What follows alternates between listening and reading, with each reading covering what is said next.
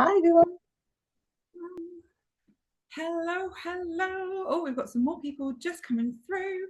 It is lovely to see you all this evening. And I have just turned on the recording. So for those of you who have literally just joined me, we are recording this session. I just shared this with those of you that were already here, but we are going to share it. So please do keep yourself on mute and your video off, because what we're going to do is we're going to record it, share the recording with all of our Behaviour Bank members, but also all of you who have signed up, so you can watch it again and again and come back to it with whatever you need. And we are going to ask you to go all in with us today, because at the end we're going to have a Q&A session where we really delve in to the things that you are finding most challenging at the moment. But just to kick off today, we're going to first of all just set a little bit of a reminder for everyone, and that is this: if you are not watching us on your phones, then please do grab that bad boy and put it away, because we are all here together in this together this evening. So pop it away, all distractions gone, because we want you all to ourselves for the next hour maximum. I promise. I'm also going to ask you to do something else. Now, this is a real challenge. I'd like you all to just stretch your hands up in the air and then bring them down and just rest them on your keyboards, because you are going to be typing in the chat your questions, your thoughts, and everything else. So please be ready. Can I get a yes in the chat for those of you that are already on your keyboard ready to rock this evening? I'm going to get myself going with my yes here. Are you ready, Leanne, with your I yes? am. I've got my yes ready. Because we want, thank you, Lisa, thank you, Stephanie. Woohoo! Get those yeses down, because we want you to go all in with us. We want to help you as much as we can in the time that we have. And finally, we will be sending out a reflection to hear your feedback. So we thank you ahead of time for your thoughts and for joining us and giving up the most precious commodity that you have, your time. We are so honoured that you are choosing to spend your Tuesday evening with us. So thank you, my friends.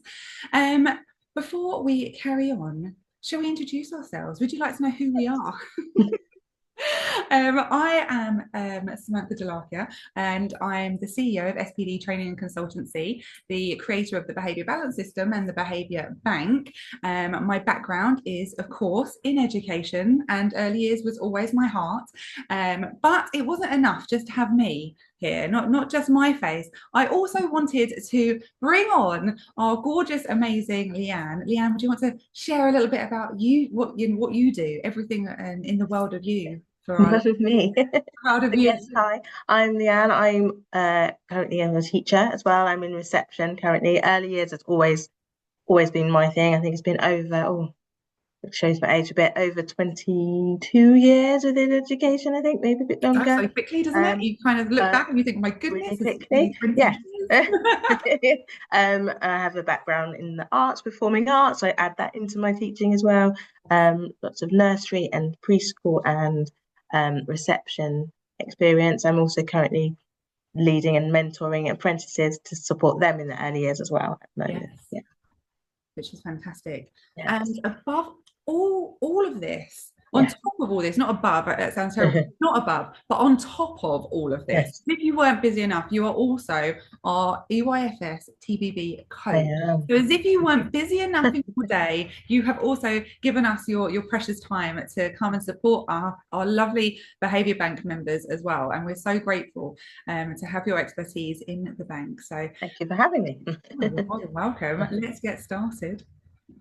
Okay, so before we jump into earlier specific support, I want to share this with you. And if you take anything away from today, it will probably be this, and you're welcome, because this is going to change your life. These are 3 stepping stones to any success. So if you want to set yourself a goal, if you want to achieve anything, whether it's work related or otherwise, these are your ways to do it. The first is shifting your physiology. Now, for any of you who have been to one of my speaking events or joined my trainings, you will know that we do a lot around shifting your physiology physiology, and it can be quite fun, right? So when we are talking about this, not only is this for us, but it's also for our children. We can shift our mindset, our emotional states very quickly by changing our physiology. So physiology comes first. Please write that down. It is one of the most important tools in our toolkit, is to shift our physiology. Now, we don't have very long today, so I'm not going to get you doing the dancing and everything that I do when I deliver training. You'll have to come back for that. But the next stepping stone is all about your belief systems, your BS, okay? What stories are you already practicing, and what beliefs are showing up in the way that you are teaching or showing up in the world? So this is a really important one. And just as a little kind of side note, a lot of these are given to us before we're even 7. Okay, so our belief systems often aren't even things that we've chosen to believe. They're things that we've been given. And the final one, but by far not the least important, is our language. And in fact, Leanne and I were talking about language before we joined here today, because language tells us how we feel about something. It sets the tone for the stories, the beliefs, and of course, that all impacts our physiology. So by changing these 3 things, you can quite literally change the experience you are having, whether that's in the classroom, at home, whilst doing a hobby. Whatever the challenge, these 3 stepping stones will set you up for success. So please write that down. Please take this away with you today, because it really is so, so powerful. Now, we've got lots to cover this evening. In fact, we were going through the slides earlier thinking, oh my goodness, we have crammed in so much value, which is what we aim to do. We aim to please, we aim to equip you with as much as we can in this little amount of time that we have. But what we're going to do is we're going to break it into 3 key areas. First of all, what is behaviour? How do we navigate it? And what is age appropriate and age expected? And then setting our children up for success. And we're going to be on this journey with you, answering your questions and tackling those challenges alongside you. Okay, we have both been there and you know, kind of been in the thick of it. Leanne currently is in the thick of it with you as well. So it really is about doing this together. So I hope those hands are ready on the keyboard, because I'm going to kick off with a question. And my question is this: what is the biggest behavior challenge you are facing? Now, this might be something that happened today. It could be something that's happening consistently. It could be just one thing that's, you know, tipping you over the edge in your daily practice. But thinking of one challenge and just sharing it in the chat, please, because the first steps to any sort of movement or progress is to be aware of the challenges that we face. So please do share in the chat something that you have found a bit tricky. Be brave, my friends. I think across all of our decades of experience, we've probably all seen and experienced them all. Often quite a few in one go. Absolutely, absolutely. Leanne, have you had any particular challenges that you can lead us with? So, to name it a few. So behaviour challenge, we were talking earlier as well, is you often have a class with a mix of needs, different backgrounds, so often bigger classes. So there's so many children, so many personalities to navigate, and included in those, and sometimes you often get children who are EAL, and sometimes they might show challenging behaviour, but that links to how they're feeling, or they're frustrated and not being able to say how they feel. At the moment, I have one in my class, and he also has a friend who has a need, and they seem to have found each other, which is amazing, and they've become really good friends. However, because of this, their behaviour becomes quite challenging, and their listening skills seem to disappear and things like that. So they're trying to understand each other, and they're trying to understand me. So that's becoming a little bit of a challenge, and finding something that they can do but still support that friendship that they're building, because that's obviously quite important as well. Oh my goodness, yeah, absolutely. Connection is so important. Yeah.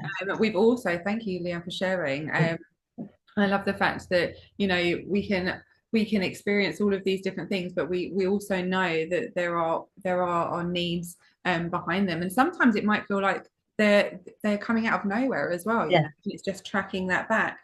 We've got some shares. Thank you so Yeah. much, my friends, in the chat. Emotional dysregulation leading to physical outbursts. Oh yeah, that can feel really hard, can't it? And of course, our first step here is always to keep children safe, not only the child in question, but also those around them and ourselves.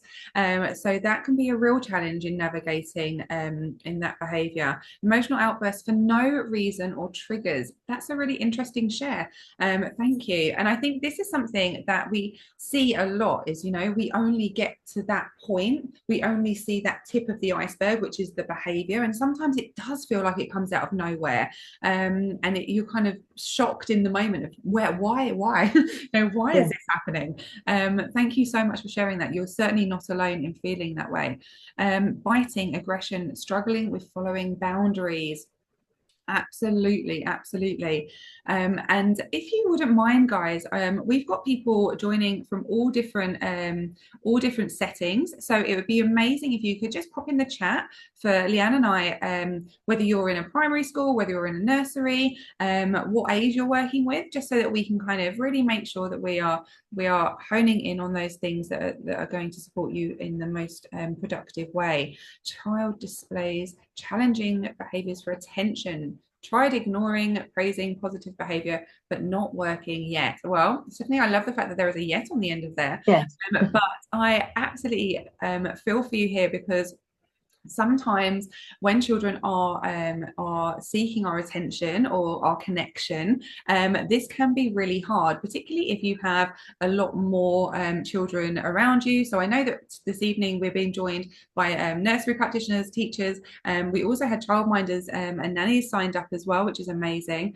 But thinking about, you know, if you have more, like lots of children, thinking of a class setting or a nursery setting in particular, it can be really difficult when you have got connection seeking behavior happening, because of course you're going to want to have that connection with those children. It impacts their behavior, but it can be difficult navigating that and making sure that the attention they're receiving is the most useful attention, and the most positive outcome is set for everyone.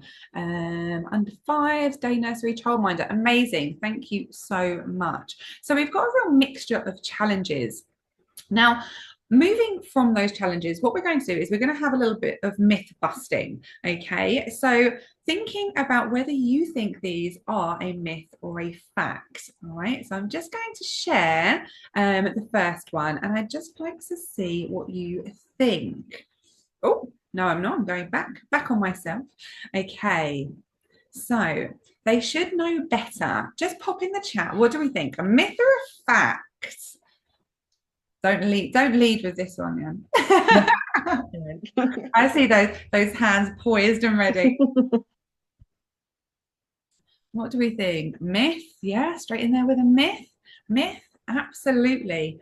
Now I have heard, and I don't know about anyone else here. I don't know about you, Leanne, but I have heard this so often in all different settings with all different ages and stages, and you're absolutely right, it is a myth, and the reason for that is that, like everything else, our children need to be taught something in order to put it into practice. Okay, so we need to be teaching them. Now, this was one of the reasons that I created the behavior balance system in the first place, was so that we could literally teach every skill within expected behaviors so that our children were set up for success, because often that was not the case. All right. Okay, what about this one? They're just seeking attention. Again, something I have heard so much. What do we think? Myth or fact?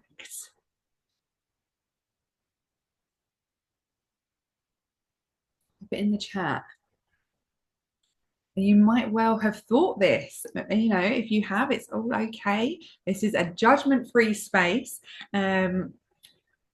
It is certainly something that I did think at one point in my career. I don't know about you, Leanne, but Yeah, and I also think throughout career, as you reflect and learn, you do look back and think, oh, actually, now I would never have said that. So it's it's we're learning as much as the children are learning, aren't we? Absolutely, absolutely. And we only know what we know. And a lot of our Yes. training was around this, the idea of attention seeking, that, it should be ignored. It should be that, as someone shared earlier, do we positively reinforce? Do we ignore it? Do we do this?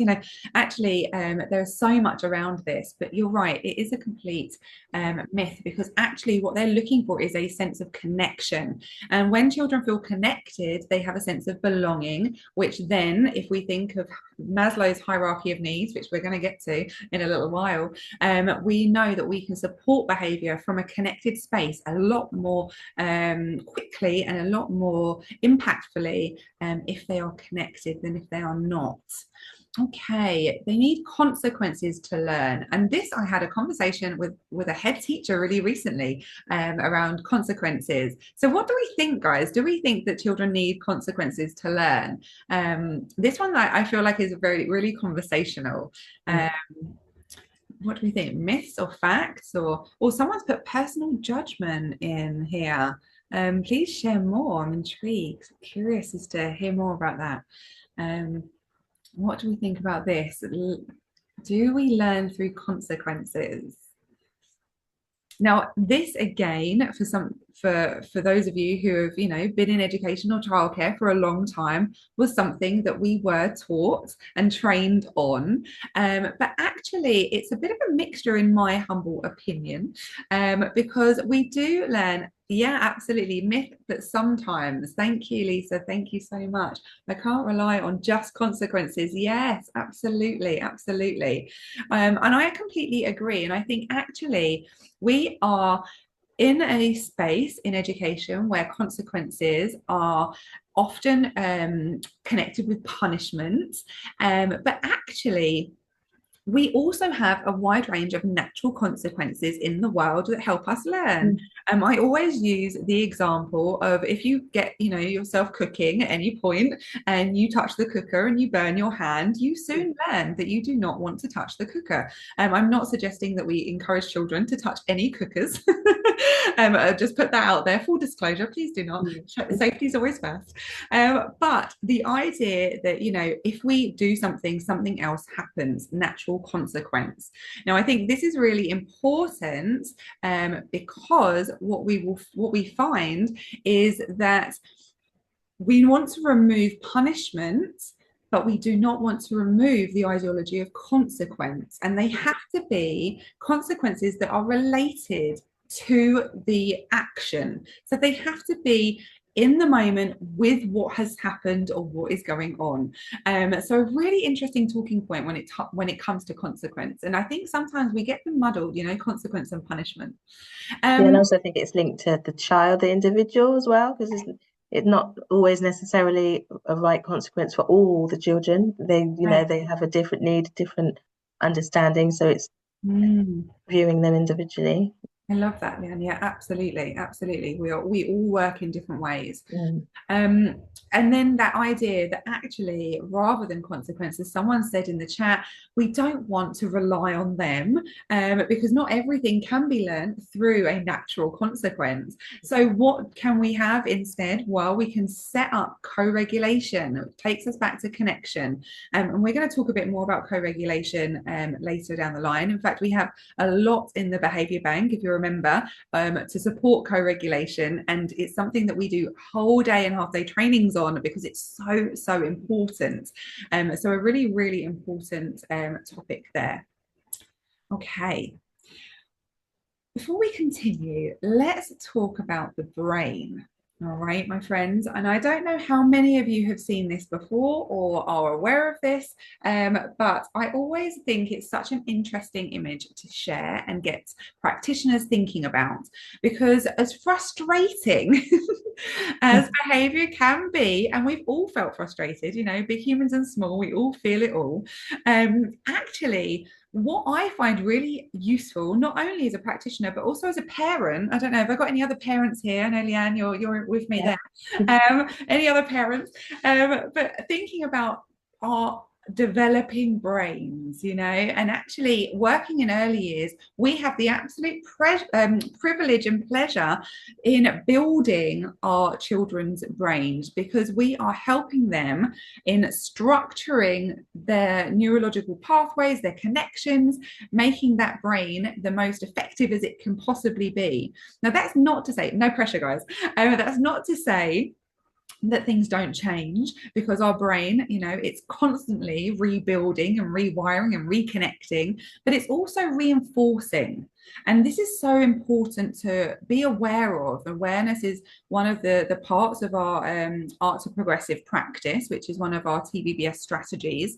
We want to be aware, reflect, and transform. But in order to do that, we have to know what we're working with. So if you're working with children under the age of 5, you are working with developing brains that are only a maximum of 90% developed. And to put this into context, actually, the final part of the brain, that final 10%, doesn't finish developing until around the ages of 25, 26, those mid-20s, depending on developmental rate. So that initial development is so quick and so intense that it's not surprising we get some pretty big behaviors along the way. This is why our children go from 0 to 1,000 in a millisecond or a blink of an eye, because what we are seeing is an internal structuring, an internal experience, but on the outside.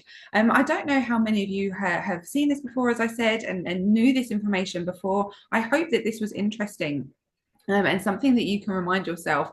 But something I certainly lean into when I'm finding things a challenge is this sentence: poor developing brains.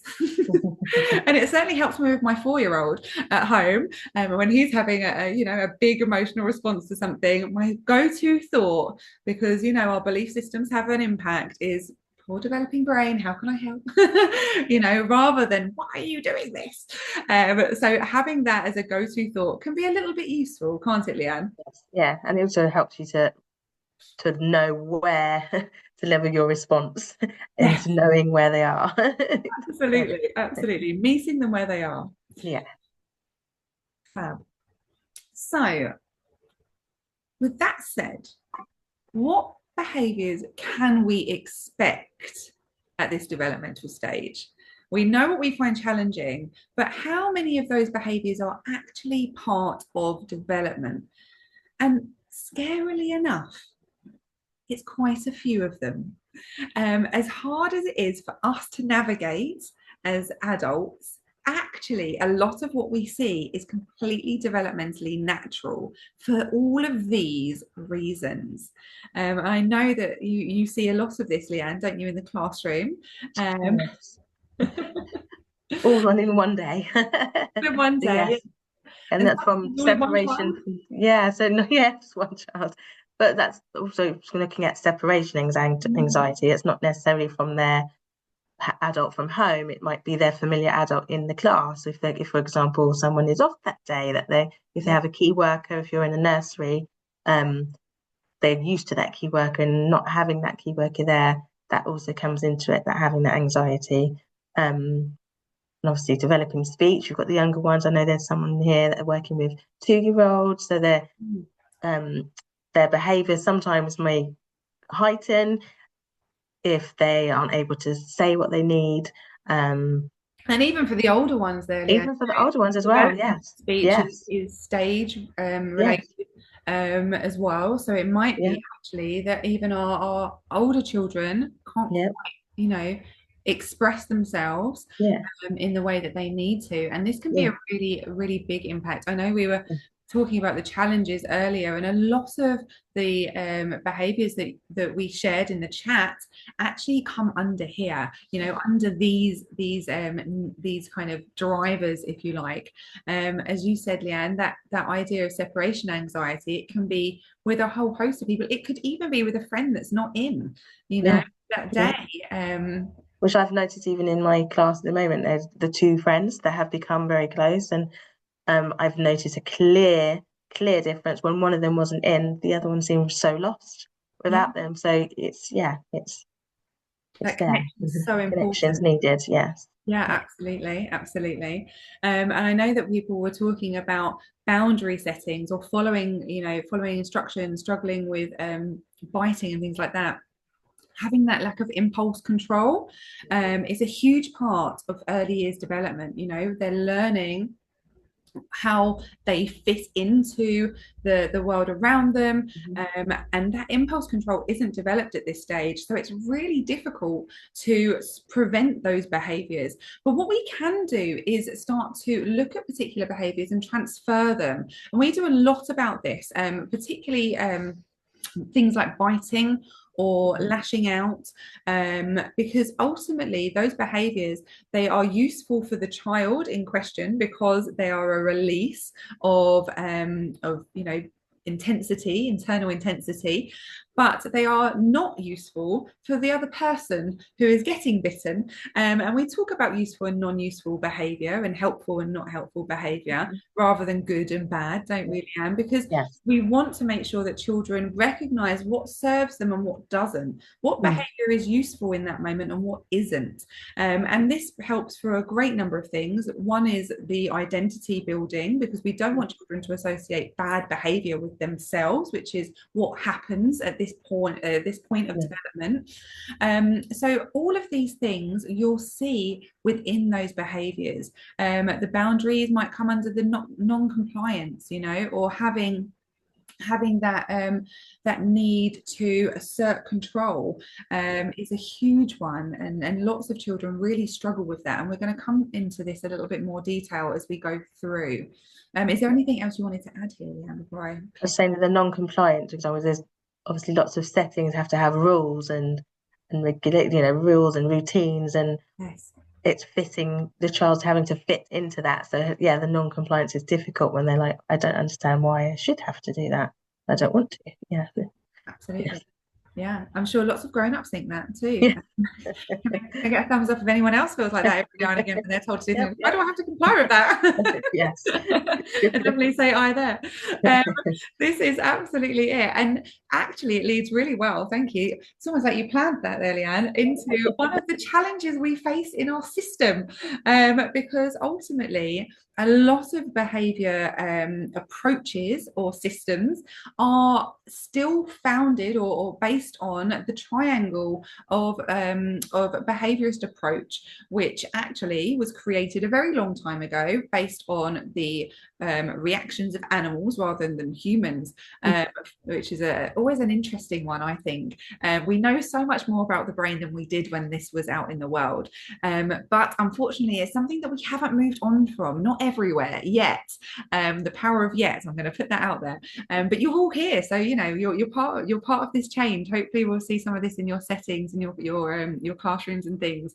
But when we're thinking about those needs and those developmentally natural, let's bring them back up, those developmentally natural behaviors and drivers, we can see a clear conflicts when it comes to how we approach behavior. The first one particularly being that control element. We're constantly having that, who's gonna have control? Is it going to be me or you? And every brain wants to be in control because it helps us feel safe. So if we take control as grown-ups because we want to feel safe for ourselves and we don't leave control there for our children, then this is where we get those big behaviors where our children feel completely out of control. And again, I am going down that list to the carrot and stick. I always share whenever I do any training is, once the carrot is gone, what are you left with? And again, this comes down to control and dominance. But ultimately, if we are using rewards, sticker charts, reinforcement, things like that, we only go so far with the carrot, and then it just leaves us with a stick. And ultimately, that's not what we want for our children. It's certainly not what we want for ourselves. It's not why we went into this. So it's just about making sure that we change this approach and that hierarchical view, and that rigid kind of boundaries that are in place, and that we start looking at a balanced approach. And this is what we're going to be really exploring here, is how do we come away from that behaviorist theory led idea and really explore how we can support and collaborate with our children. How do we build that sense of trust? How are we creating inspirational environments that our children can really thrive in? And this is something that actually a lot of our practitioners find so useful once they get going, is having that collective goal rather than targeting individual children. Have you got anything to add here? Yeah, and I think word collective and collaboration I do quite a lot in my class, especially linked to our behaviour balance system. And it almost builds, it really builds up that teamwork and that want of camaraderie working together. And it doesn't just work for them as a whole. They're like, okay, me as an individual, the child would think that I want to be part of this, and it helps with their confidence, their well-being, and their positivity and their empathy also towards each other. So that collaboration really makes a difference. Yeah. Absolutely, it really does. And I think as well, it helps with other things, like conflict and, that peer and peer arguing and, all of those sorts of things as well, because children really feel like they're part of a team and that it's a safe space. And of course, all of this is backed by science. We are looking at this for anyone that's thinking, oh, that looks familiar. Yes, this is Maslow's hierarchy of needs, but we've TBBS'd it because this is what we are trying to achieve. We are always putting that physiology first, except for when safety is there. If we are unsafe, then that trumps physiology every time. But generally speaking, of course, we want to shift and meet those physiological needs. But we want to do all of this. All of these needs need to be met in 3 core ways: preventative support, in the moment strategies, and restorative practice. And it's only by bringing those 3 elements together that we can really make a shift with behavior. Now, unfortunately, there is no magic wand when it comes to changing our children's behavior and supporting our children. But actually, what we can start to do is build confidence, build self-esteem, take them up that hierarchy, build that sense of belonging and community, ensure that our children feel supported, because when all of those things are put into place, we know that we are going to be meeting their needs, and in return we start to see huge shifts in their behavior. So this is all about having a holistic approach, and with it, for any of you that are members of the Behaviour Bank, you will know this already, but we are looking at the 3 brains, not just one. We're looking at our brain in terms of our mind, our emotions and our heart, but we're also looking at our guts, because the 3 of those elements work together to send signals constantly which alert our brain and create different things to create different behaviors. So a really important one. And of course, everything combined within this approach is all of these things. We want to make sure that we are teaching, not expecting, because ultimately we want to be having a trauma-informed approach. We want to make sure that we are using and teaching emotional regulation and emotional intelligence. We want to make sure that we are neuroaffirming within our classrooms. We know that we have a range of different neurotypes that we have in our classrooms and our settings. And we want to make sure that every child is set up for success here. And one of the biggest things that I like to do is separate the 2 areas of classroom management and behavior support, because ultimately we don't manage behavior, we support it, we support and navigate the nuances within it. So it's making sure that those 2 things are separate in our minds, because again, it falls back into our belief systems. Are you going to say something there, Leanne? Sorry. So I'm just thinking about going back to when we had the chat and what different practitioners are dealing with, and the biting and the aggression, and it's hard in the moment when you're dealing with a child that might be biting someone or being aggressive or shouting or screaming. Wow. But I think all of these strategies through this behavior system is all about consistency. So one of the things I've noticed and through some of the training I've done with apprentices is to say, if you're going to try something or if you're going to input something, keep at it. Don't just give up on the first hurdle, because that then heightens, the not useful behaviour. So Yeah. it's, yeah, And I think also it reinforces our belief systems that it doesn't work or that yeah, we're not getting it right, you yeah, know. And I think all of that's so strongly connected, isn't it? That as yes, practitioners, we go into these roles because we want to make a difference.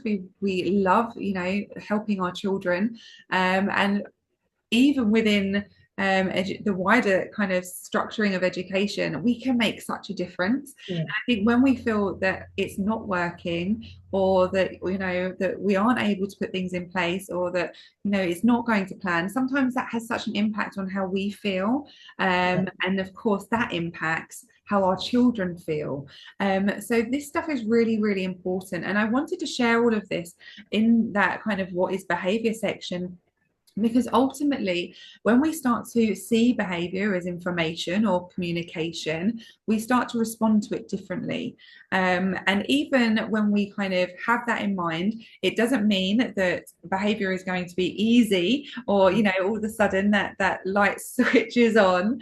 But what it does mean is that we can stay more regulated in the process. We feel less under attack, internally. Our nervous system feels safer.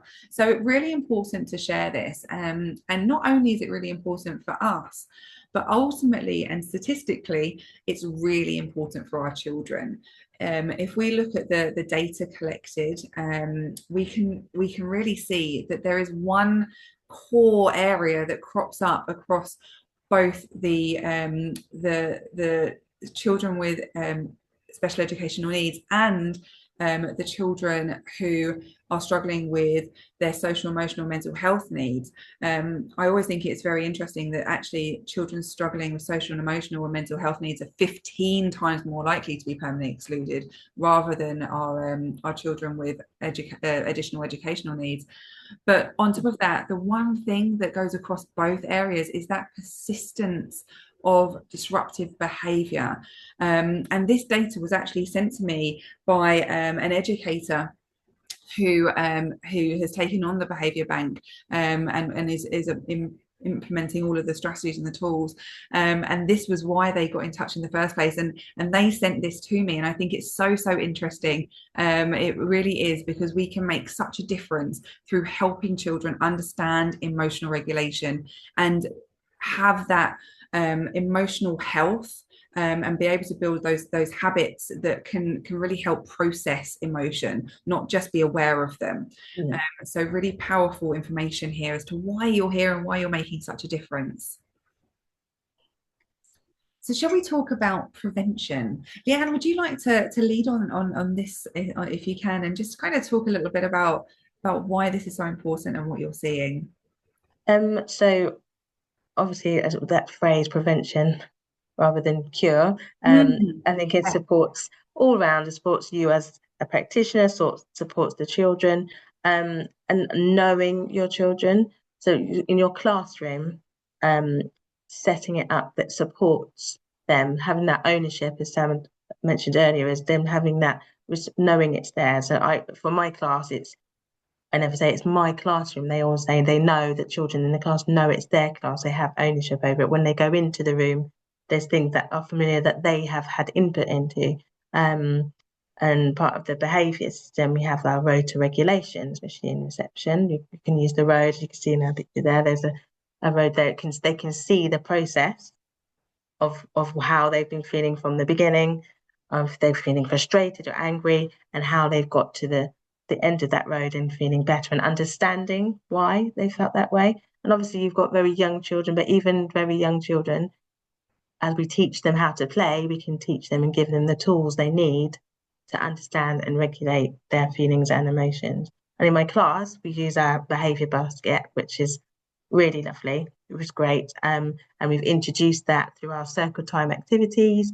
And the children understand the difference between the basket and then their general provision provision toys and things that they can access. The behaviour basket is just to support their emotional regulation, to support their feelings and emotions in their class, so they know how to access it and when to access it. And I know I don't mind saying, Sam, I've been doing it for a short amount of time with the Yeah. behaviour system, but it's already working really well. It's giving them the tools to understand what it's for, so they have access to different types of activities in the basket. They choose one and they say how they're feeling, they use it, and then they go off and they're almost self-regulated themselves. And obviously you're still on site there to support them if they need any extra help. Really Absolutely. appropriate expectations is a really key. It's like thinking, knowing your children, knowing the age of your children. I know in school settings, there's always different expectations throughout the school and throughout classes. Sometimes that's difficult if you know that your children don't fit into that. But it's just adapting things, adapting it to suit your class, and sensory friendly. Definitely, I agree with, because there's so many. It's not necessarily children with special educational needs. All children have some sensory need or sensory input within their environment. So warm and friendly and calm, avoiding calm zones. I know that's a thing in lots of areas, but avoiding having a calm zone, because generally their environment should be the place where they can go and sit quiet. Like I have a reading area, I was saying to Sam Yeah. earlier, which they love to sit and relax in, but it's not necessarily called a calm zone. So they know they can go there whenever they need to. Um, Absolutely, yeah, absolutely. I love that, Leanne. And I think, using the balance baskets is so important. And all the balance baskets will look different for different yes, places. So if anyone is thinking, what baskets are we talking about here? Leanne's referring to our balance baskets, which are sensory toolkits that children can regulate themselves using. And they're in there, you have things that upregulate and downregulate, which is why Leanne's saying we're avoiding calm zones. And that's purely because not all children need calming. And we seem to have created a culture where we want constant calm. But actually, what we want is children to be able to regulate themselves, to be vibrant, enthusiastic, excited, but also to bring themselves back down, and tracking that and experiencing that in a safe, supported environment. Thank you so much for sharing. I think that's so powerful to hear kind of how it's settling in. And yes, Leanne, you've recently joined our Behaviour Bank team, haven't you? yes, And kind of been implementing all of the things, which is really exciting. We've known each other for a very long time. yes. Outside of this, I hope you don't mind me sharing how we met. I actually taught Leanne's daughter a long time ago, and so it's all about kind of looking at your practice and developing it, because we know that there are so many amazing things that we do as practitioners, and a huge majority of the behavior balance system is a lot of great practice pulled together. We're not trying to reinvent the wheel in terms of everything we do. What we're trying to do is we're trying to take activities and approaches that work and bring them together in a system that is easy to follow and easy to navigate and makes an impact. So we're all about what the impact can be. And as Leanne said, we want that inclusivity. We want those environments to feel, like safe spaces, so that children can get back to calm. They can bring themselves up, they can bring themselves down, they can navigate those emotional journeys where they need to. I So think that routines and repetition is really key as well. Because you notice, I'm sure you will notice, once the children, if they go on half-term holidays or if they've gone away for a while, when they come back, you can see they've craved that routine. So having that repetitive routine, and that transitions with visual timetables, things like that, visuals for all the children, which I've also adapted over the years. I think reflecting and adapting, as you said, is really key, but having visual timetables that go for all the class so they can see what's coming next. And often my class will say, oh, we've got this next, or if I've missed something off, I say, oh, aren't we supposed to have this today? So it shows that routine and predictability, sorry, is important to them. Yeah.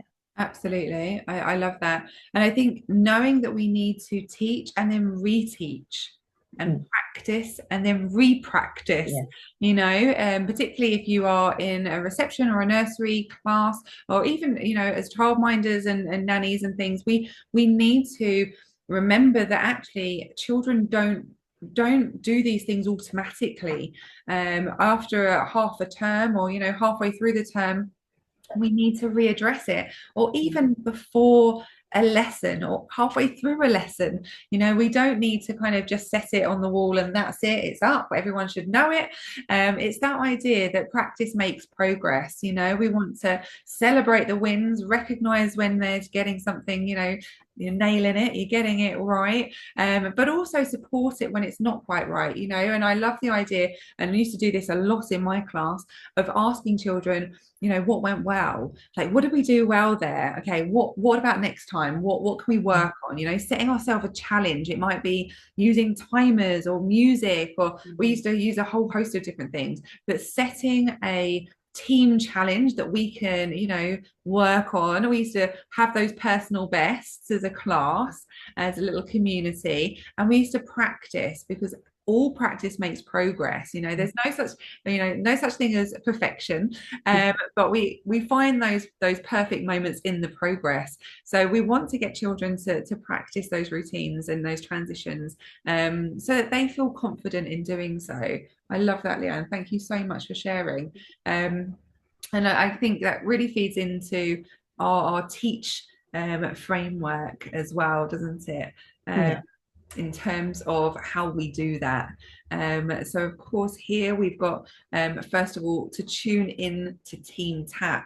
And if you're wondering what Team Tap is, well, Team Tap is the little characters that we use to teach children about the brain, and particularly the limbic system, which has a huge part and role to play within emotional regulation. So as part of our emotional literacy program, they meet Team Tap, and they kind of start to learn about their brain. We've got a bit of neuroscience for children in there, and it's really about kind of tuning into where they are. And then, of course, and this process that we were talking earlier, Leanne, this is really transferable, isn't it? You can use this teach process to really kind of help any area of your classroom management or your behavior support.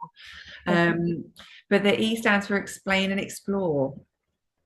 Are we putting words to whatever it is that we're trying to achieve, and are we exploring different ways to do it, exploring with the children how that looks, and if we almost have like redoing it with them, doing an example, as it were. For example, I always think it's important to show an example or to do an example with them, go through it first and then redo it again, so they can see the outcome. Some children often need to know what will happen at the end, because that will also help balance them and for them, reduce any worries and think, oh, okay, I know what will come at the end. Okay, let's try this now. Yeah. Love that. I love that. I always used to use the I do, we do, you do model. I'm not sure where that came from. I'm sure I got it from somewhere. But yeah, that was really, really useful. And again, just kind of helps to explore different barriers within learning, and really kind of nail down the practice that we want. But I also think that adapting and agreeing is so powerful and part of that, because actually when we get down to the A and we look at, do we need to adapt things, it comes back to that moving away from the triangle, that rigid approach, and knowing and teaching that all boundaries have flexibility.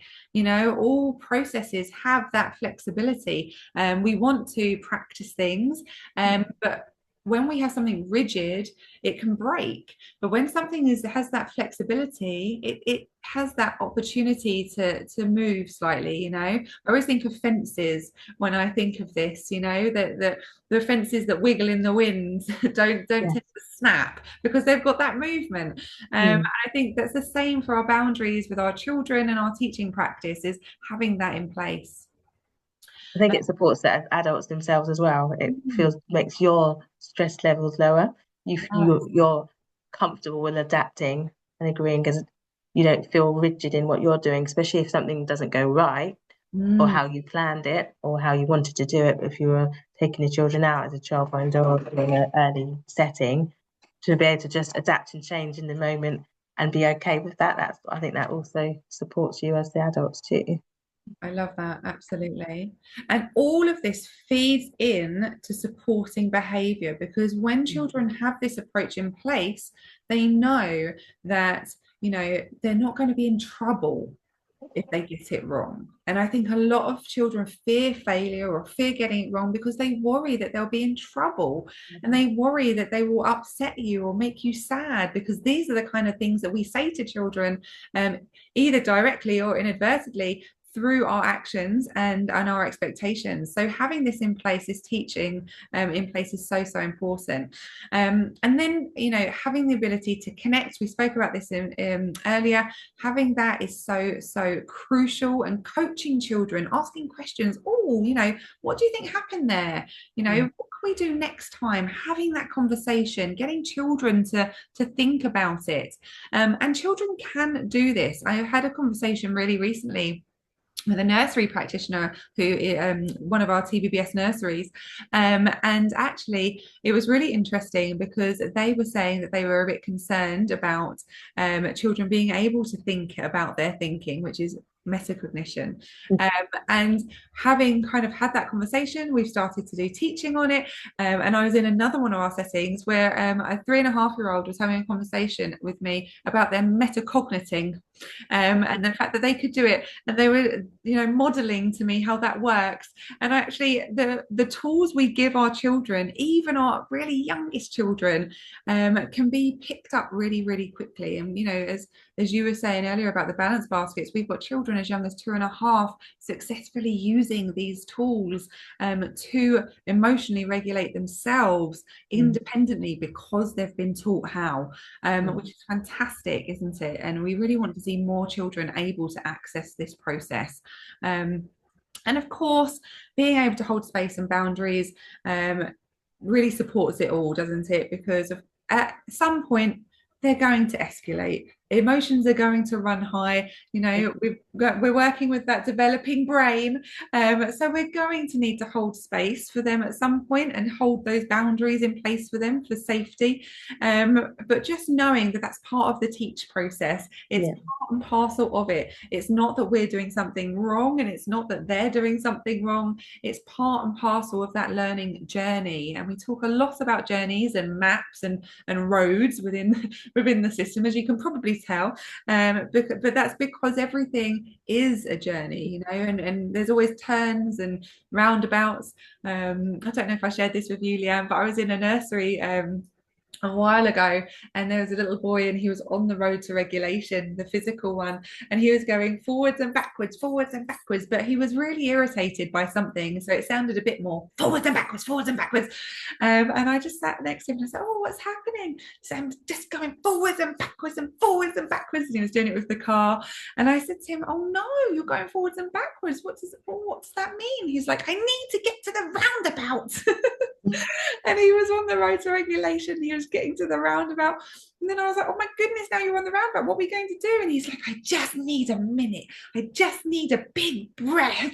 So he was able to verbalize what he needed whilst on the road to regulation, and, to kind of work through it. And it was very funny to watch, I must admit. But it was wonderful to see him kind of go through that process, and to have that language, and to be able to know what was coming next, and how he was stuck, and where he was stuck, and what the obstacle was. I thought the use of the roundabout was wonderful. But all of these things, we really do want children to be able to think about it, feel it, act on it, reflect on it with support. One of the biggest things that we really support adults with is the idea that actually children can't self-reflect independently. So we need to put some support and structure in place for that. We don't ever want to leave children reflecting independently because their brain is not ready to plug gaps there. So we want to make sure that is supported reflection only, and then of course be able to change it. Is there anything else that you want to add there before we move on? I'm just conscious of time. Yeah, we can go ahead. Okay. Doing what we said we'd do. Yeah, we did, didn't we? We did say this. We like to share as much as we can. And then of course there's regulated adults creating regulated children. So when we think about how we help in the moment. First of all, we really want to lean into co-regulating rather than controlling. And again, Leanne and I could talk about this for days, couldn't we? Yeah. But we want to make sure that we split it into these three sections. Leanne, do you want to share a bit about our three sections? Okay, so first of all, it's really seeing signs of dysregulation. So, and knowing your children really well, which I'm sure you all do, is you can often see something coming. And sometimes you can't, especially if there's lots of children going around, but generally see their change in behavior. It might be that down to they're hungry or they're tired, or you might have even missed someone's taken their pencil and you didn't see that bit and they were really upset at using it, but all you've seen is the upset. So trying to spot what's happening to them and understanding why they might be feeling it. They might be feeling unwell, under the weather. So you see a child that's normally really bubbly, and then as the day has gone on, they might feel less, they go more and more quiet and their behavior changes. So noticing those signs of dysregulation and trying to avoid it going to another level and talking to them and uh, hearing what they have to say and saying, okay, what's happened? Is something happened? How are you feeling? What's wrong? And giving them that opportunity to speak. I think it's difficult if you've got lots of children going on and it's a busy room, but I think the more you can spot those early signs, the more you can avoid that escalation. You can't always, obviously, and sometimes you have to find that way, but I think often if you can spot those signs early on, it does make a difference. For example, there's certain times in the day in my class is a busy day. So I know at a certain point, just before lunch or just before home, there's a point where they're all, there's some children that find it really tricky. Well, midweek, for example, you may have children that by the time they've been at nursery or been at school for many hours each day, by midweek, they've had enough, they're tired, just the same as we are. And it's helping them and supporting them and keeping that self-regulation and trying not to help, let it escalate. Absolutely, absolutely. In fact, just have a think around the children that you've had with you this week so far. I know we were on a Tuesday, maybe last week as well included. But is there any particular kind of need that maybe you've noticed a little bit creeping in? Feel free to share in the chat. In the Behaviour Bank, we've got a range of communication aids for meeting and supporting these needs. And also, as Leanne said, it's about tracking that behavior. We've got a behavior and emotional regulation tracker because most of our behavior has patterns to it. And I know that they can be really tricky to spot patterns, but ultimately this is where parent partnerships come in, and we'll touch on this in a little bit, but we really want to make sure that not only are we aware of all of these needs and meeting these needs, but also that our children are aware of them too. If we can put a connection box in our room, which is our adaptation of a worry box. I used to have a worry box, and then I had a little boy in my year 4 class. He said, I've got so much to tell you, but I'm not worried about any of them. And it was at that point I originally called it a communications box, and sometimes I still do, but sometimes I call it a connection box. One of the classes I had, we called it our class box, and another class that I've worked with called it a chatterbox. But whatever you have in your room, it was lovely because we used to have little notes or little postcards. We had all different formats, and we've got them in the bank, so you can print them out if you need to. But alternatively, you can use scrap paper, but whatever it is, they just were able to write it out or draw it out or what have you, put it in there, and as long as it had their name on it, I was able to pull that child over at some point and find out more. Sometimes you can't read it, or sometimes it's just a name or a couple of initials or what have you, but it was always a good way to connect with some of their needs. And then those who may not have the words or the frustrated, they can have your I need help sign with visuals on it, and they can point to what, if they haven't got the words or that's upset they can't say, they can point to what it is, and then you can expand on that by having a conversation with them to find out what their need is. Absolutely. And then we've got our I wonders. And again, we were talking before about the importance of language, and just moving away from that command-based language, and just sparking curiosity. And I think this is one of my favorite strategies. I don't know about you, Leanne, but I love the pondering with children, because actually when you are thinking together, it takes away that kind of barrier between you. So replacing things like, direct asks of what you need them Open-ended. to do, Yeah. like, put on your coat or do this. Oh, I wonder how quickly you can put on your coat, or I wonder how you put your coat on. Can you show me? And things like that. Kind of leading with curiosity is so well received by the developing brain. I also think it's well received by the fully developed brain. I feel like this wondering and pondering together is a nice. It changes the mindset, doesn't it? It does. Yeah, it does. Oh, actually, I do want to know. And it's a lot of children, like a challenge. So, like, okay, I'm going to do it really quickly. Or yeah. Absolutely. It brings that, another one of our TBBS favorite strategies of gamification. Turn it into a game. Working together to get the final goal achieved. Yeah. Absolutely. Do you want to lead on this one, or do you want me to jump in? Go for it. I think, thinking about our why, how, and what. The why, I think this is reflection, which we talked about earlier. I think it's no matter how long you may have been working with children, it could be for 1 year to 6 months to 20 years. It's reflection on what you're doing and what works in your setting or what works in your childminders is really good, because I think we always need to adapt, as we said before, because we're always having changing personalities and changing children. Just thinking about why do we think they're behaving this way, and trying to work out what it is that's influences, as with the previous slide, something has changed, what's made them dysregulated, and then how can we help? As in, it's not a one-off solution. It's okay, we can help in the moment, and then what can we do the next time to try and prevent it or make it better? Thinking maybe who in the chat, what they've come across with, maybe they can reflect on why, how, and what, and pick a child. Pick a child, that maybe you've been thinking about this behavior, potentially one that came up earlier. And if you're feeling brave or you're ready to share, then as Leanne said, put it in the chat. I love that, that kind of taking the behavior and just being curious, asking why, why is this happening? Why is the child doing this? And kind of really digging deep, and then wondering how you can support in the moment, that kind of how can I intervene, or how can I de-escalate this behavior? How do I fit into that? It's so important. And sometimes it might be detracting them and giving them a responsibility or a job to do, and then still coming back round to what the original issue it was, so that you can see it coming the next time or avoid it the next time. That's the thing.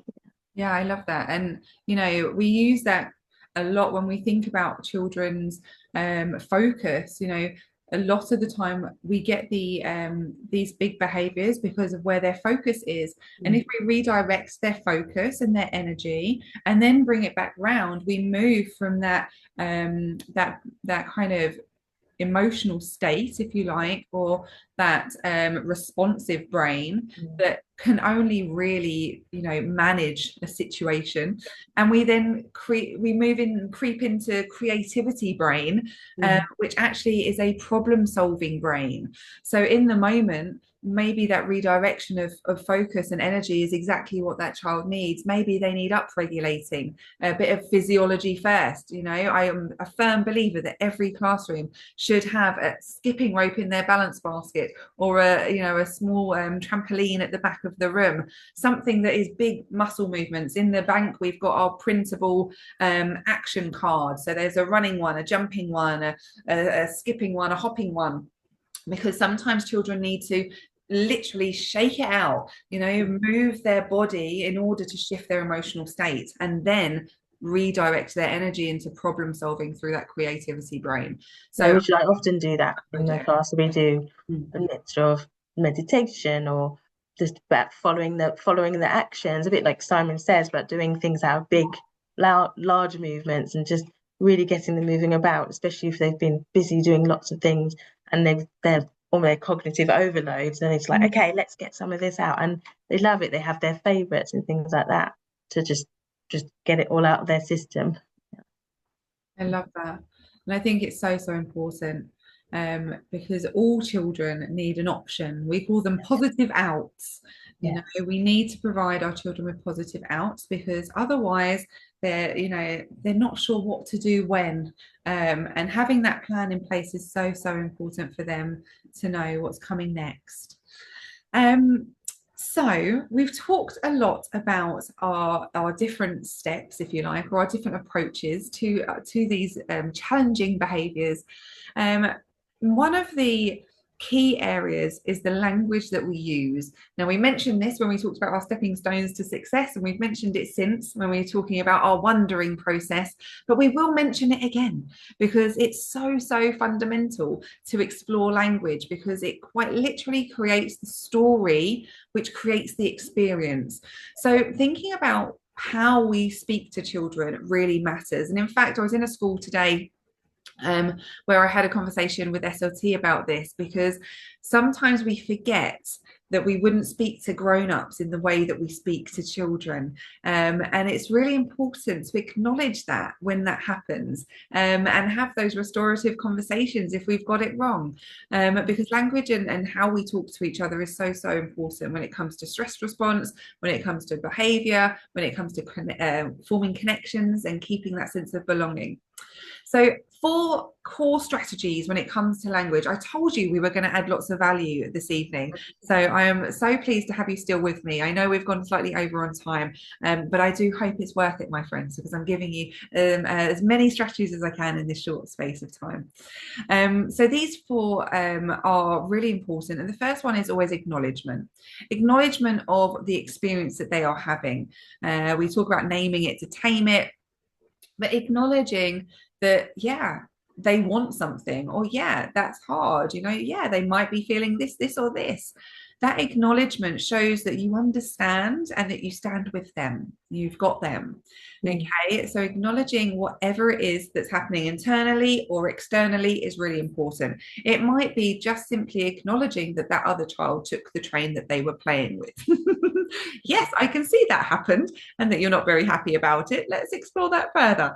But just having that acknowledgement sometimes is all we need as humans to feel a bit better.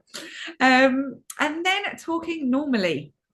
This is not only in the word choices we use, but also in the tonality. Sometimes we get very loud, we talk very quickly, or our voice changes to a pitch that children do not feel safe with.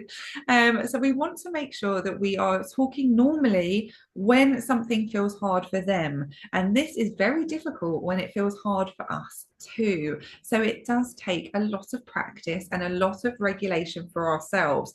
Now, if any of you are watching this thinking you want to find out more, one of the first things we do when we deliver training to nurseries or any settings is set up a balance basket for the grown-ups, and we teach you how you can do that and what that can look like and why it's so important. But talking normally certainly is helped by an adult balance basket. And then one of my favorites is turning the no into yes. And this does not mean that we just stop saying no to children altogether and let them, have a free-for-all and do what they please. That is, quite the opposite. We still want to hold space and boundaries. But turning no into yes means this: you are not heightening their stress response or heightening their awareness to a no. You are almost tapping on the window of their brain, and you're sliding into their mind with a yes first. And this comes back to acknowledgement. Yes, I can see that you want that donut at 6 o'clock in the evening. You're about to go to bed. I'm thinking parent brain here. We're not going to do that right now because we don't have that, on a whatever day or at this time. We can have this or this.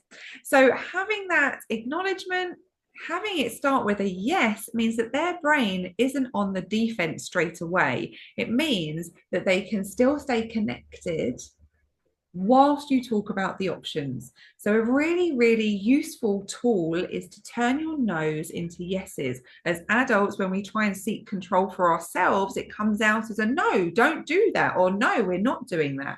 And actually, if we lean in with a yes, we give them a little bit of control, but still maintain it for ourselves too. So really useful technique. And then finally giving some real choices. So you can do this or this. We're not going to, we're not going on the climbing frame because it's wet. We need to stay safe, but we could do this or this instead. And just bringing those tools into a nice combination is a really effective way to navigate some of those challenging behaviours. Have you got anything you wanted to add there, Lena? I think having that connection and that acknowledgement of ownership and being heard Yes. is so important. So, a lot of children, it's that awful old phrase, children should be seen and not heard, is just Yeah. not right, not at all. So they need to be heard because they feel important. And if they feel heard, then that often helps them to understand, okay, I'm being listened to. Okay, now I will calm a little bit and I can say how I feel, and it's not going to be, I'm not going to have, yeah, exactly. And it's just, yeah, I think it's key connection and being heard and having ownership of who they are and that they are important is Yeah, key. Yeah. Yeah. absolutely. It's always interesting because a lot of the time, particularly as we work with teachers and educators, as you go further up the school, we hear that terminology of children being disrespectful and things like that, but ultimately all of these tools and approaches are teaching what respect looks like. And when we start changing, there's a wonderful book, I think it was Paul Dix's book, I can't remember if it was his, but it's about the adults changing. It's a really good book. I'll share a link actually for anyone that's interested. I've got quite an extensive list of books if anyone wants a good read, but it's really interesting because when we start putting all these things into play, we can start to see that our children adapt them for themselves. Yeah.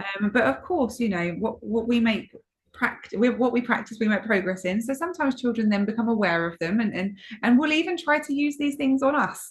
My son is a prime example of that. I'll say something and he'll say, I know you're doing the yes thing.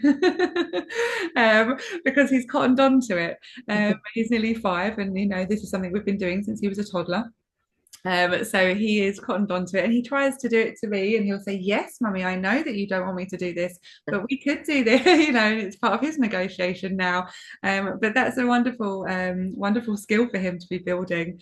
Louise, yeah, absolutely. I'm more than happy to share a wonderful list of books for you to delve into.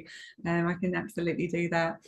So why is all of this so important? And I always come back to the whys throughout all of the trainings that we do. And this is probably one of the most important whys, because ultimately we are putting this in place, this approach, this balanced approach, because we know that the brain's response to rejection is very similar to physical pain.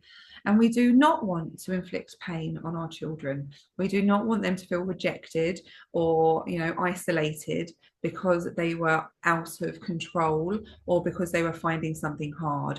So this is something that is a really kind of passionate driving force behind all the things we do.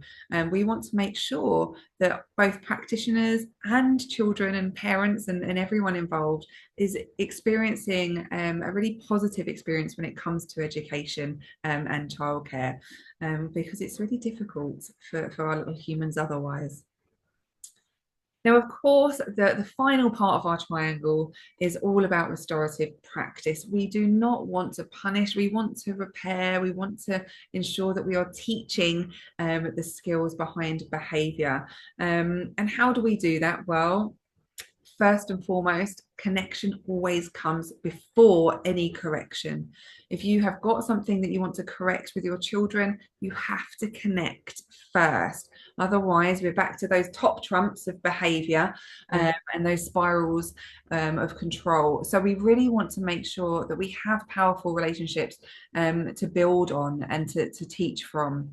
And this, of course, impacts the children in the long run, because without this, if we don't allow that connection to remain, and if we push children away and give them that rejection when they're in their most vulnerable state emotionally, then we are teaching them that those emotions and those behaviors are associated with shame.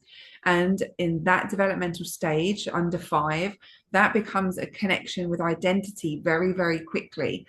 So if we say that they are being too loud, that becomes in their head, I am too loud. If we say that they are being a nuisance, or they're being naughty, or they're being this or that, it becomes I am this or that. So we want to be very mindful of the language that we use with our children and how we respond. If we look shocked or out of control in response to them feeling out of control, or having that undesirable behavior, then they learn through our reactions, and this is something that's so important to take away. So please do remember this. Even with those little ones, it has such an impact in the long run. It's that domino effect, and we can support this with co-regulation, not only in our setting, but in our homes too. And this is one of the reasons, just one of the reasons, Alien, that we set up the Behaviour Bank in the first place. And it really is about bringing home and setting together. So for every school, nursery, childminder that purchases the Behaviour Bank, not only do you as a practitioner and your staff, all staff, get access to all of the CPD and strategies and support materials, but so do every single family you work with, because parent partnerships are absolutely fundamental for our children's success. We want to make sure that we are supporting our families, and being able to have those conversations with parents, and it being well received. I think one of the hardest things as a practitioner, and give me a wave or a thumbs up if you felt this too, is sometimes reaching the families that we most want to help, but because of their own past experiences or belief systems about schools or education, or even just feeling the shame and blame and guilt of parenthood, they do give a good old dose of that out when you walk through the hospital doors. They're like, here's your children and here's all the guilt packages to take away with you.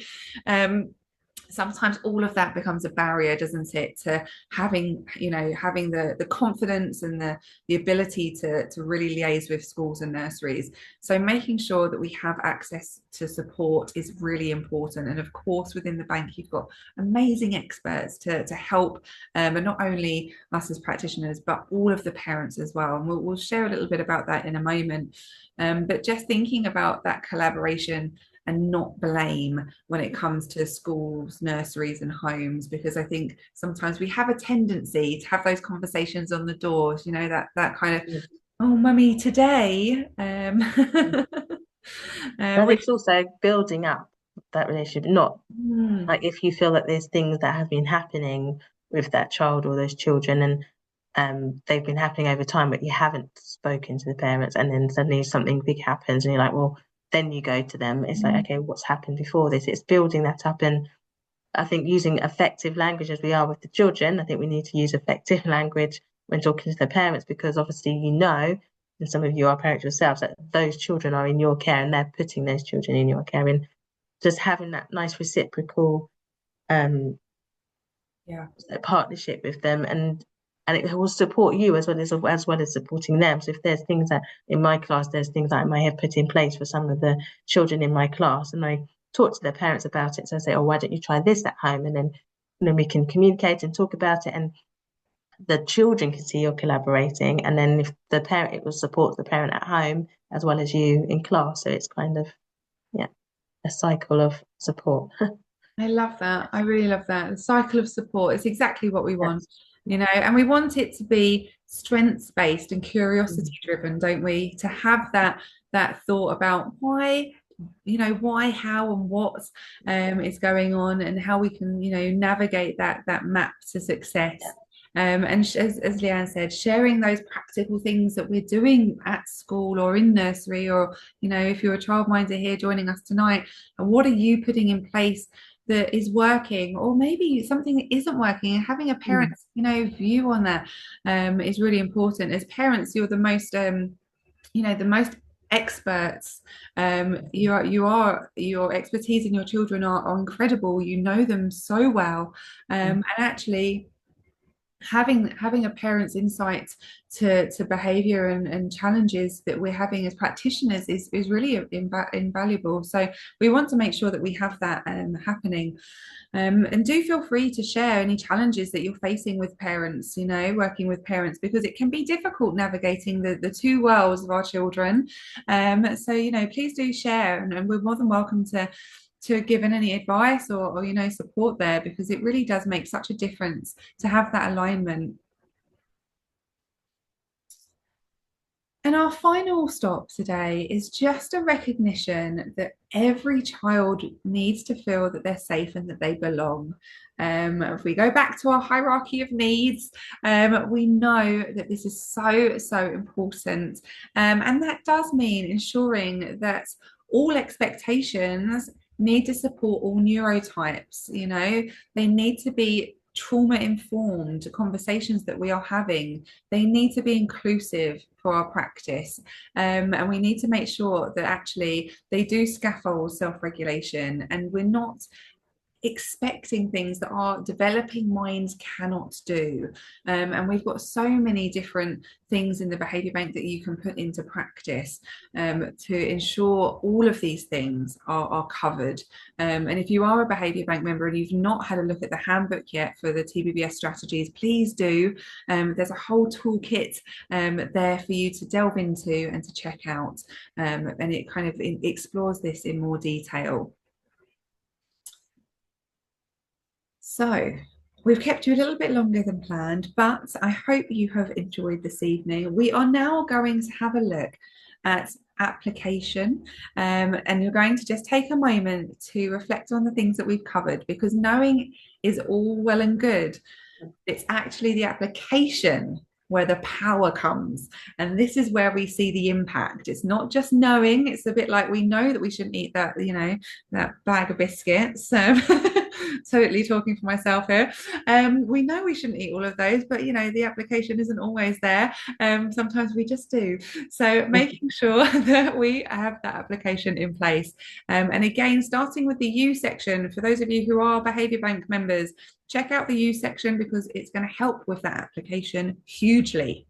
So, my wonderful early years friends, we have made it to the other side. We're going to start planning. And as practitioners, this is something we do incredibly well, is plan ahead. So have a think about what you are coming out of this training with. What are your takeaways? What are you going to do first, second, and third?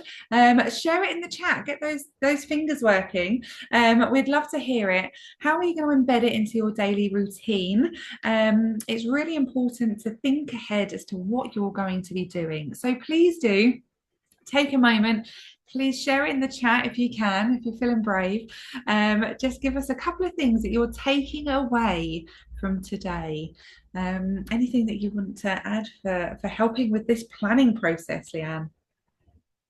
Yes, well, I'm often as part of the Behaviour Bank. I have been putting up, and the coach, I'm been putting up different strategies and different activity ideas, and especially things about regulation and those moments in class. For example, I've got one where it's like a calm time at the end. I think that's one of the most recent ones. I put a calm time or near the end of the day or just before lunch. At those moments when the children are really busy and they need just a little bit of downtime. So different activities and ideas and things that I can share. Um, just connect. I love that word, connect. That's part of what we say. Connect, connect, connect. And also be okay with making mistakes. You want to expect the children to be okay with making mistakes. If you try something that doesn't work, that's okay. Don't beat yourself up about it. Be Um, flexible. Have those reflect, flexible yes, yes, moments for us exactly. too. Yes, exactly. Um, yeah, it is a lot to navigate and a lot to think about, and especially if there's lots of things going on at once. Um, but knowing your children, giving them a voice, having your own voice, reflecting on yourself and regulating yourself, as we've said, to support Mhm. regulating the children, those are the key things I'd say, definitely. Absolutely, absolutely. We've got using the Wonder I wonder questions. questions. I love that. Yes, please do take those away with you. They're really a real kind of mind shift tool for us. Absolutely. Thank you. And I think using the yes is a big impact. And I Yeah, think over the years, we've always been taught to say, oh, no, don't do this, don't do that.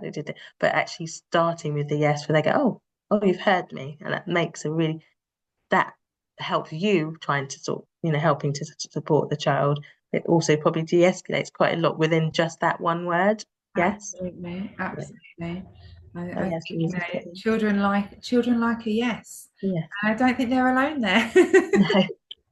I think the grown-ups do as well. Yeah. Absolutely. Having a choice. We vote in our class for vote for the story at the end of the day, so the children have ownership. I think giving them ownership helps to regulate them as well. Yeah. Yeah. Thank you so much for sharing. Mhm. And just remember that you are not alone. We are absolutely here to help. We're along with a whole host of other amazing experts within the bank. There's lots and lots of contributions in there from everything from nutrition to sleep. We've got a reflexologist who talks about positive touch. In fact, we've got a webinar for parents coming up on that in a couple of weeks. So if you would like to share the link with parents, then please do. Um, we have live webinars like this, a whole host of tools and techniques, hundreds of bite-sized videos and short courses and downloadable resources that go with them that you can print out and use directly in your classroom. So it really is a one-stop shop for all practitioners and all parents to be working together in partnership over in the bank. So if you are interested and you would like more information, please do get in touch with us. We are here to help. Even if you are not a Behaviour Bank member, we want to hear from you. We want to know how we can support you moving forwards, because ultimately we want to support as many children as we possibly can, don't we, Leanne, of all ages and stages, because they will be the next generation of adults. That we're all going to be looked after at some At point. some point. And we want to have well-regulated grown-ups doing that. So please do get in touch so that we can help as many children as we possibly can. And if you are interested in having some more training or bringing us in to work with your setting, then please do. We support in a range of ways. We support parents, practitioners in a whole host of different support setups, from twilights to training days and things. So please do get in touch.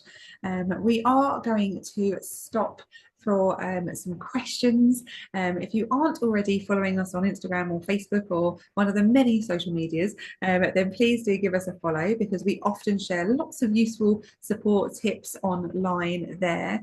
But we're going to press pause. Thank you so much for sharing your time with us today. As I said at the very beginning, it's the most precious commodity we have. We're going to press pause on the recording now. So if you're watching this on catch up or in the bank, then thank you for watching. Please do get in touch with your questions. But if you are here with us live, then you will be able to bring yourself off mute and ask your questions and have a good old chat with Leanne and I.